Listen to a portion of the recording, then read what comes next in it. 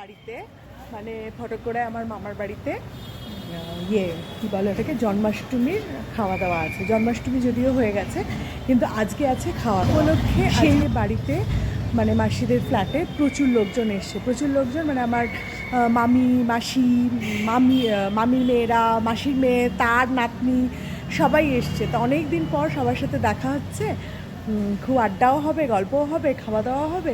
চলুন আপনাদের সবার সাথে আলাপ করিয়ে দিই। সবাই ওইদিকে বসে আছে, আসুন। এই যে লাল শাড়ি পরে আমার মাসি, আর এখানে আমার মামি, মাসি, প্রতি মানে আমার মামাতো বোনের বর, মানে প্রচুর লোকজন, বুঝেছেন? মানে এত আত্মীয় আমাদের, মানে আমার বাবার বাড়ি, মায়ের বাড়ি মিলিয়ে প্রচুর আত্মীয় স্বজন। সবার সাথে যদি আপনাদের আলাপ করাতে যাই আপনারা গুলিয়ে ফেলবেন। সুতরাং এইটুকু জেনে রাখুন যে এখানে আমার মামার বাড়ির সবাই রয়েছেন, মানে আমার মামিরা, মাসিরা, তাদের ছেলে মেয়েরা, নাতি নাতনিরা, এরা সবাই রয়েছেন। অনেক দিন পর সবার সাথে একসাথে দেখা হচ্ছে, সেইটা আমার কাছে খুব আনন্দের।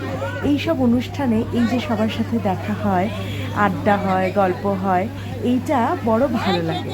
আমার মায়েরা 5 বোন 1 ভাই, তার মানে বুঝতে পারছেন তো যে আমার মামার বাড়িতে কতজন মেম্বার হতে পারে। এছাড়া অন্যান্য মামিরা তো আছেনই, মানে মায়ের জাতুতো ভাই, খুতুতো ভাই, তাদের বউরা, ছেলেমেয়েরা, এরা তো সবাই আছে। আর এই হচ্ছে আমার মেশো, হাতটা ভেঙে বসে আছে।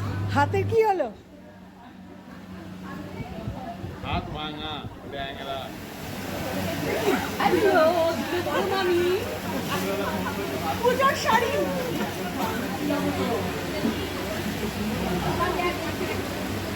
তাহলে আমারটাও তো ওরকম দিলেই হতো। হ্যাঁ, আমার বাড়িতে এই ব্লাউজের সাথে বানিয়ে। হ্যাঁ, ব্লাউজ করতে হবে। ভালো বানিয়ে।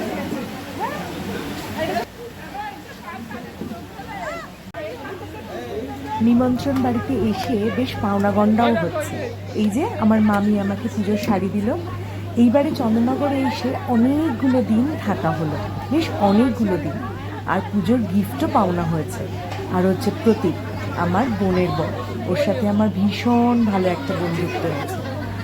বাবা এখনো আসেনি, একটু পরেই বাবা আসবে। সুমিত এবারে আসতে পারিনি, সুমিতের কাজ আছে, সেই জন্য আমি একাই এসেছি। আর কালকে ফিরে যাব আমি কলকাতায়, অনেক দিন পর কালকে ফিরে যাব, সেই জন্য একটু মন খারাপ।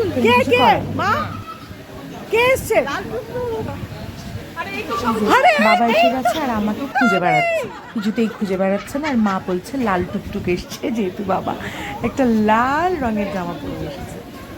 আর বাবা ভীষণ কালারফুল জামা পরতে ভালোবাসে। এখানে এখন আড্ডা ফাড্ডা চলছে, একটু পরেই আমরা বসবো খেতে। মেনু অনেক কিছুই, তবে নিরামিষ সব কিছু। নিরামিষ হলেও আমার খুব ফেভারিট আইটেম আজকে হয়েছে, সেটা হলো লুচি। আচ্ছা, লুচি আপনাদের কার কার প্রিয় সেটা অবশ্যই আমাকে জানাবেন।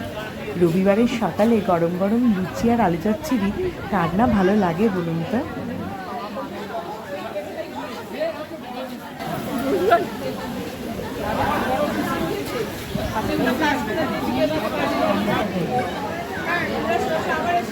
এখানে ছিল ভেজিটেবল চপ, আর তারপর লুচি। আচ্ছা, এই যে লুচির ওপরের যে ফুলকো একটা ব্যাপার, আর সেটা এরকম ফুটো করে তার ছালটা খেতে আপনাদের মধ্যে কারা কারা ভালোবাসেন? ছোট্টবেলা থেকে এই অভ্যেসটা রয়েছে, এই অভ্যেসটা এখনও ত্যাগ করতে পারিনি।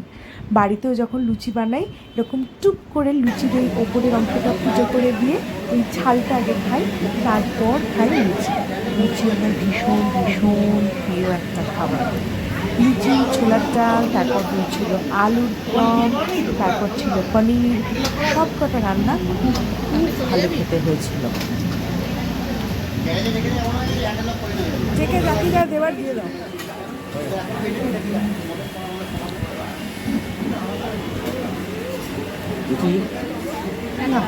দিয়ে দিন তো আমার পাতে, ছোট দেখে। ছোট, এটা ছোট নয়, না না না, ছোট নয়, ছোট।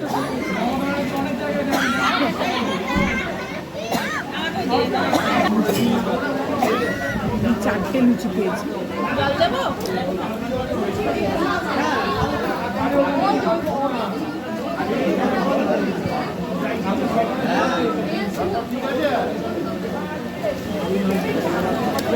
আমি খাবো না। ভিডিও করে একটা খেতে হবে। না আমি খাবো না।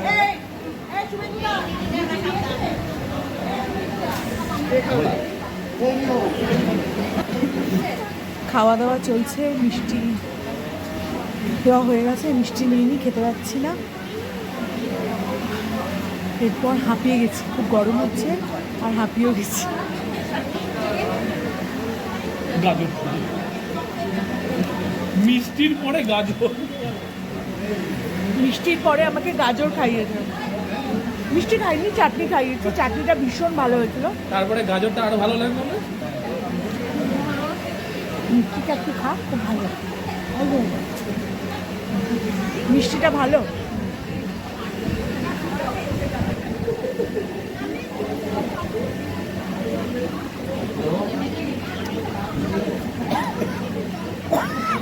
ভালো, একটুখানি খেয়েছি। যাই হোক, দেখা হবে পরের ব্লগে। আর তার মাঝে এই ব্লগটা আপনাদের কেমন লাগলো সেটা অবশ্যই কমেন্ট করে জানাবেন। ভালো লাগলে একটা লাইক শেয়ার করে দেবেন। আজ তাহলে আসি, টাটা।